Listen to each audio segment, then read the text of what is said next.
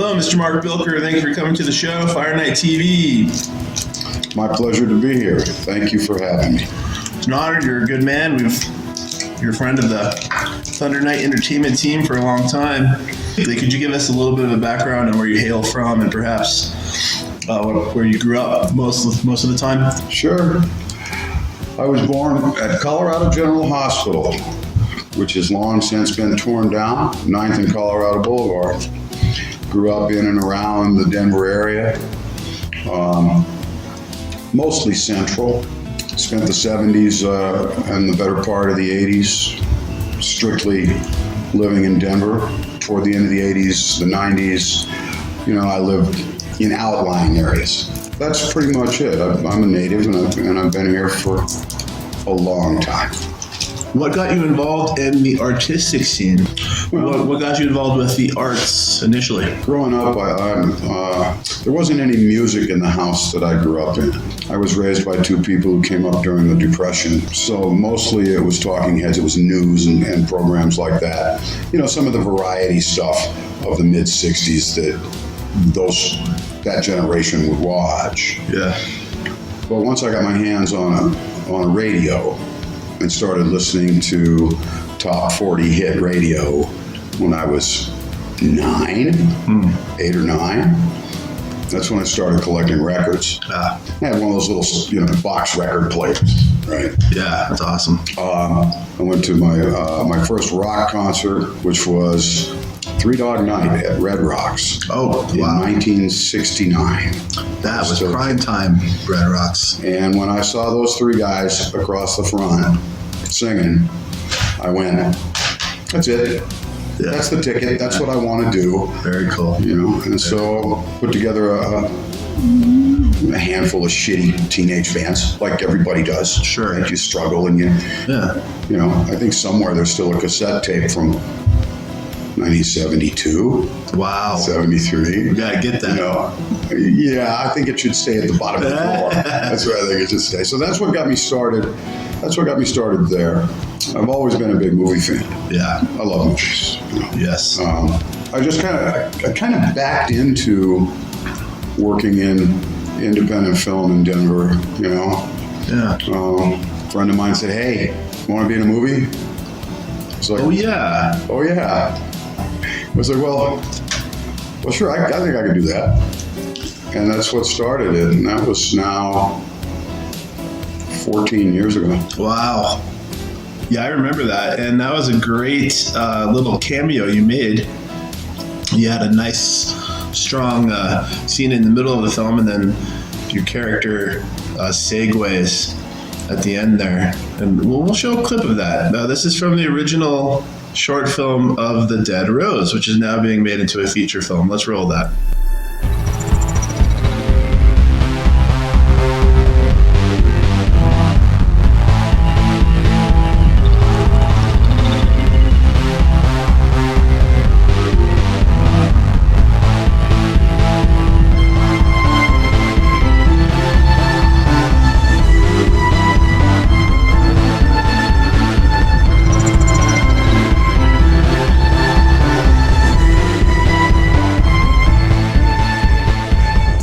You mentioned Three Dog Night as the maybe the physical catalyst that got you interested in music and forming your own band.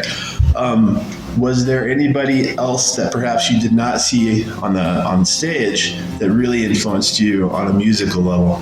Well, that's a great question because I've seen a ton of bands over the years. Yeah, I've been influenced by everybody from the crooners of the 40s and 50s, the Sinatras and those guys, up into the art rock guys of Roxy Music and Bowie and that. When I was a kid, we would travel to Canada to see my mother's side of the family. Mm-hmm. We'd take the train, which was like really cool when you're 10. Right, her brother-in-law had a pawn shop in Winnipeg, Canada. I understand. And it was huge. And he had what looked like 2 miles of record bins. I mean, it just went, Wow. And he said, just go pick whatever you want. Whoa.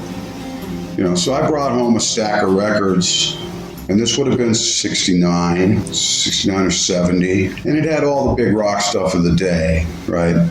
The Hendrix stuff, the Doors stuff, Cream, all those big classic rock bands of the late 60s. I would say that one of my biggest influences would have to have been, at that time, Jim Morrison. Right. Because I actually got that first album 67 when it came out. Wow. So I was in 5th grade when I bought that record. Right. And that band took the #1 spot in my listening rotation three different times in my life. Well, you're right. You're at that right age for them too. Well, I was a little kid. If I'd have been born 4 or 5 years earlier, then I would have seen. There's certain bands that I didn't see because I was just too young. The bigs. Didn't see Hendrix. Didn't see the Doors. Didn't see Janis Joplin. Right? Those type of bands. Yeah. My influences have run anywhere from big band stuff to rock stuff. Yeah, that's great. Yeah. But I like your specific genre in the rhythm and blues department, and I can see why the Doors is a great influence for you. I mean, they definitely performed outside of the box at their time and put a little bit of everything in there. But the blues influence was huge with them. It was pretty solid. One of the most influential records I brought home when I was 13 years old, was John Lee Hooker's "Endless Boogie." And I don't even know why I picked that record out of the bins. It might have just been the artwork. You know what I mean? Right. So I got hooked into blues early. And you're right. There's certainly a lot of blues arrangement style stuff that goes on in a lot of the Doors stuff. Yeah. Yeah, and I saw that influence with Led Zeppelin, and for me, quite frankly, that's what made them really unique and special, was that blues influence. Just awesome. On that note, on that slant, can you say the same thing about film? Was there any one director or actor that you really resonated with that made you be open to that industry? I guess if you want to go back to the beginning, the seminal stuff, right? The very beginning. Vanishing Point, Little Big Man. Any of the Pink Panther stuff. The David Niven Casino Royale. Yeah. Dirty Dozen, Bond. Oh, yeah. All the stuff that's really going to hook an 8, 9, 10-year-old boy. Yeah. Because who doesn't want to be as cool as Clint Eastwood? Clint Eastwood, yeah. Or the Good, the Bad, the Ugly. Right. They don't even give him a name, man. He's like the Boba Fett of that generation. Blondie. Oh, fantastic character. And so that's mythical. But I think that's where it started with me, and a lot of it is still balanced, I think, between the dialogue and character interplay and the physical action that goes on. Sure. But I think that's kind of where it started when I was a kid. Right? On Saturday night, it was Man from U.N.C.L.E. followed by Mission Impossible. Oh my! On television. Right. The original 2 series, and that was religion, man. Sit down. I couldn't miss that. No kidding. I don't think I was ever a really big cartoons kid. Yeah. But you like the action. I like the action. I like the spy stuff too. That was pretty cool. It was really cool. Oh yeah. Some parents don't allow their children to have that kind of upbringing, so it's cool that you had that and you can understand that. You being a frontman on stage a lot with your band, The Closers, correct? Yeah. Is it Marcus and The Closers, or is it? Well, the records all say Marcus Motel and The Closers. Okay. There's a story behind that, but the band is called The Closers. We'll talk about that in a second. Yeah. But do you, as an actor for films and behind the camera, do you have a style, or can you reconcile the two styles of you being on stage versus in front of the camera? Is it kind of the same approach, or how is that different? No, they're different. Well, first off, it's a character presentation. Sure. Both of these things, right? I think that people make a mistake of confusing the musician with the private person, because there's always a certain amount of stage craft that goes into presenting live music. Sure. You know, I don't know that what I do on stage carries over in the background of my mind to what happens when I'm presenting a character for film, or what small limited time I spent doing a little bit of stage stuff, which that truly doesn't give you any breathing room. No, right? yeah. No, I don't know that there's a certain amount of confidence, right? Yeah. And ease in front of audience, or translates from one side to the other. Right. Right. Comfort. Right. But I don't see a lot of parallels. Cool. Because, you know, when a filmmaker presents you with a character, then you've got a completely different human being that you're working to inhabit, right? And you and I have had this conversation. We have movie stars, and we have actors, and we have guys that kind of cross the line. Sure. Right? Who inhabits a character? Well, Daniel Day-Lewis inhabits a character. Yeah, big time. Who's a movie star? Arnold's a movie star. Arnold, yeah. Right? Willis was a movie star. They just play themselves Sure. on screen. Yeah. You know, so Yeah. I try to be, I think that given all the physical aspects, I'm certainly more cut out for character acting, being in that side of it, than I am cut out for lead role work. Okay. I've had a couple, Sure. but they're pretty specialized. Yeah. You know, I don't have matinee idol good looks, so Oh, come on. we got to work on something else, man. You're too hard on yourself. Humble, too humble sometimes. Well, I thought that was interesting because I know that for me as an actor, I'm trained in film. I've become adjusted to it so well that it's just like flipping on a switch. But I've tried to publicly speak on a stage before, and I can imagine, or even doing stand-up, I can imagine doing what you guys do. That's interesting how you kind of look at them the same way, because I'd be petrified if I had to get on stage and address a crowd at if I was a lead singer, if I could sing. So the point is, that's really cool. A live audience can be fairly intimidating. But getting past that, then that makes working on this side of the camera a lot easier. Yeah. Once you realize that working in film is fairly forgiving, right? Oh yeah. We're going to do 6 takes, and by the time the director gets done cutting it up, it's going to look fine. You're going to be fine, man, you know. And so there isn't that flop sweat or that choke that can happen, right? You know. And some people never get past it. Yeah. Some people can't even do it with a tape recorder, let alone being filmed or doing live presentation. I used to get butterflies really bad when I first started doing live music in my early 20s. My first bar gigs were in 82, 83, somewhere in there. I was 24, 25, you know, and I get butterflies really bad. And of course, you pour a bunch of booze on it, and now you're fine, but you don't sound really good. Yeah. Well, you think you sound better, but that's another story. No, I'm sure. But one day I realized that they were paying me. They're paying me to be up here. Right. So this is my room now. Yeah. And maybe you like what I do. Maybe you don't like what I do. If you leave early, you're going to miss something. I can guarantee that. Guarantee that. So, I mean, but that's all, it was all in the mindset. Sure. I think that's the way it is for all of us. Acting, it's all mental. It's all in what you believe. Sure. You know, I have guys tell me, man, that hat looks great on you. I can't wear a hat. It's like, sure you can. All you have to do is put it on your head, look in the mirror and go, I like this. Right. You'll be fine. Nobody's going to look at you walking in the room and grade you tomorrow morning. Yeah. Oh, by the way, you know, your shoes weren't polished and your hat was crooked, you looked like a dork, blah, blah, blah.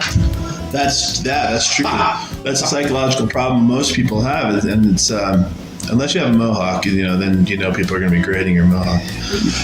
I wouldn't know.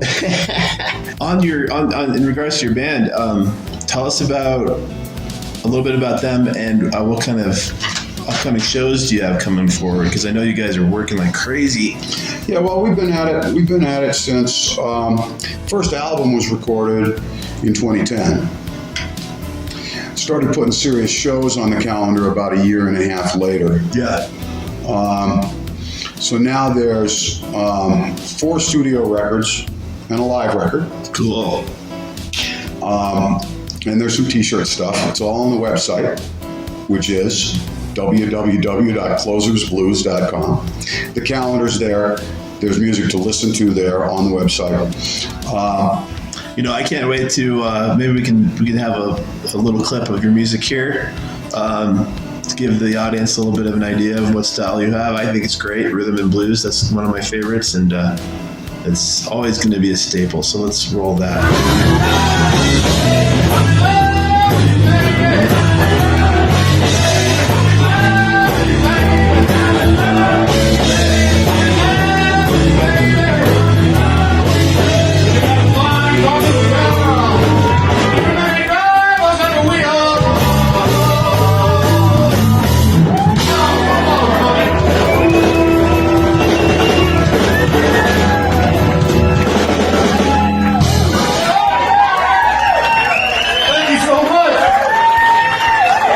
One thing I was going to ask you is you're in our new film, Realm of Shadows by ThunderKnight Entertainment, and you're in one of the segments called The Initiation of Professor Kimmer. Can you tell us a little bit about that character before we show your clip? This is one of the few times that I don't play a cop or a heavy.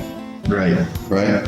It's a college educator, the dean of a college, and there's genuine concern by this character for our lead character. Mm-hmm. He's concerned for his well-being and kind of trying to keep an eye out for him. Right. You know, and as you would expect from somebody on the collegiate level in an administrative position, it's a fairly conservative, button-down kind of guy. Yeah. You know. We did a great job in the role, and it's one of the starring characters in the movie. In Realm of Shadows, which is an anthology of short horror-themed films, has just been picked up for worldwide distribution by a great company, an Emmy award-winning company. So people are going to see you on all platforms. Great. And we'll run a clip of you from The Initiation of Professor Kimmer, which is a segment in Realm of Shadows.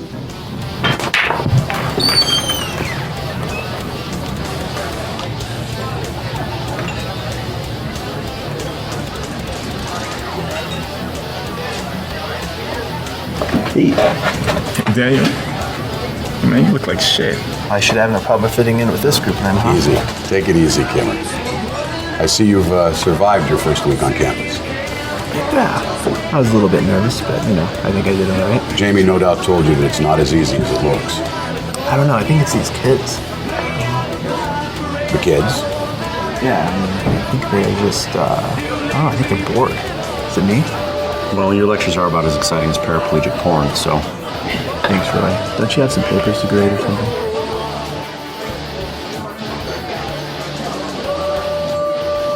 Yeah, buddy. We can wait and get to that right now. We got bigger fish to fry. Let's go, White Man. I need a wing man. You wish she was as white as me. Where do you get these guys? Temp service. Yeah. Daniel, there's something I really need to talk to you about. Okay. I've only been here a week. You can't be doing that bad, right? Has nothing to do with your performance. Your performance is fine. Okay. Did your wife speak to you about any irregularities at the university? No.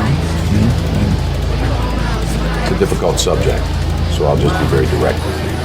Over the last several years, the university has developed a reputation for a pattern of sexual harassment. Well, I would never do anything, you know.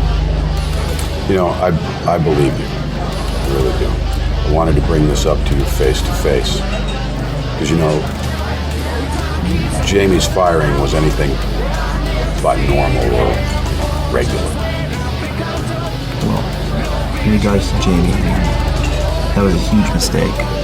We're past that, you know, no one's holding any grudges. You know, I hope so, Dan. I really hope so. If only for your sake.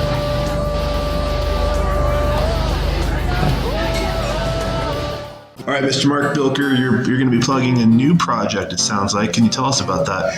One of the musicians that I've worked with over the years has always been a huge fan of the kaiju style of monster movie. Very cool. The Godzillas and Rodans and all of that. Oh, yeah.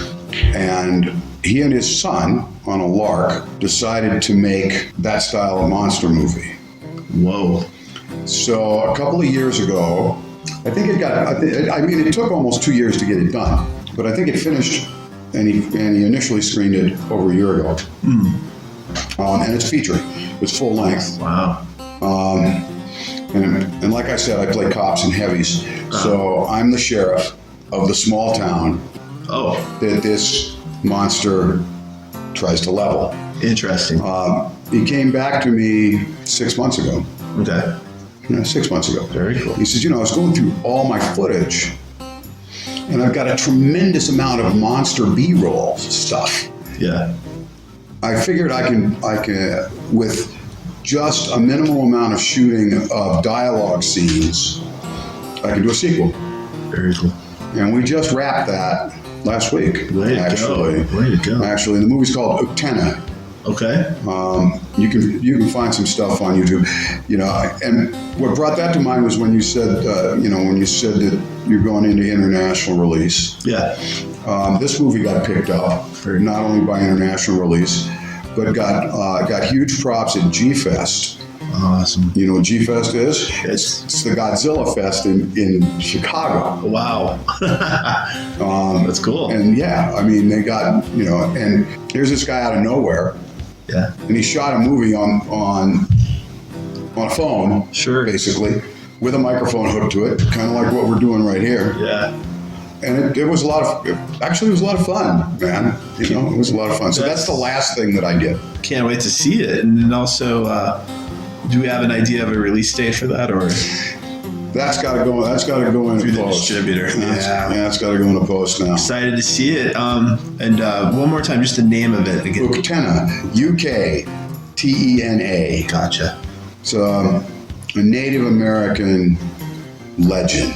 Kind of a monster. Yeah. Gotcha. Yeah. Well, if you were a kaiju, what kind of kaiju would you be? I'd at least be a little more limber than the ones I've seen. Nice. You know. No, I know. If I was a kaiju, I'd want to have wings. Yeah. I'd want to fly. Yeah. Yeah. Be Marcus Mothra. How about this? Well, I was gonna say, if you were to be a cigar, what would be what kind of cigar would you be? I like Churchill size Maduros. I like darker tobacco. I like heavier cigars. Nice. If I was going to be a cigar, I'd want to be one that was so expensive you would never light it on fire. Yeah. Nice. I'm with you. Is there a song from your band that have so many good tracks, it's hard for me to pick, that you'd like us to play, or would you like us to have something play on the credits here? There's a song off of our fourth album called All Your Days Are Gone, which definitely speaks to not waiting. Sure. If there's a dream you want, go chase it. Yeah. Go chase it, don't wait. No, yeah. And I think that's a big message. So if if we're gonna play any of those, Love that. that's the one. Absolutely. Well, I think that's very profound, because in our industry, and you know, as artists, hopefully we have a message behind what we're trying to say or do. But yeah, to get a sense of urgency is important in life. There's the word. Yeah. There's the Awesome. Well, it was great having you on the show, sir. You're an awesome friend, and ThunderKnight loves working with you. I can't wait for the future. And you are a monolith a maestro, and a magician. Oh, more of a monolith than anything else. Thank you so much for having me. I don't feel statuary. This is statuary. Yes. But all my best. You've been working with your head down.